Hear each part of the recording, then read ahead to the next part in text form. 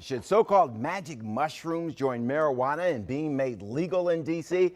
There's a group pushing for that, but our Mike Wise says he thinks they may be moving just too fast.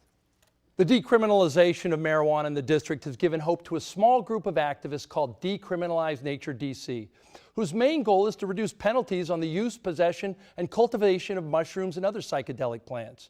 They're beginning their campaign by proposing a ballot initiative that would make pursuing and prosecuting residents for having psilocybin-heavy plants and fungi, quote, the lowest law enforcement priority for the District of Columbia.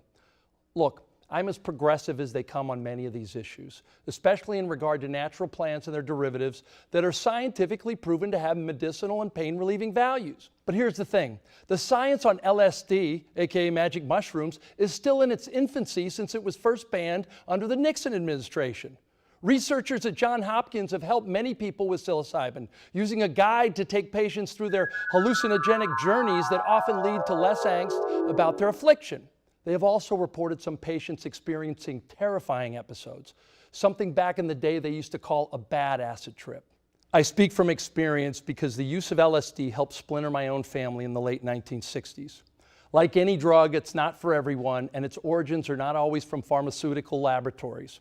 And let's be honest, not everyone has the income or insurance to ensure they have a trained guide when they take the drug. I'm not saying it should never happen. But until clear and definitive research is done to reduce the risk of traumatic episodes that permanently alter someone's brain and psyche, this ballot initiative should wait to be passed another day. I know that doesn't make the group who met at an Adams Morgan pizzeria called What Else? The Mellow Mushroom last Wednesday happy. But it's the right thing to do until we know more. I'm Mike Wise.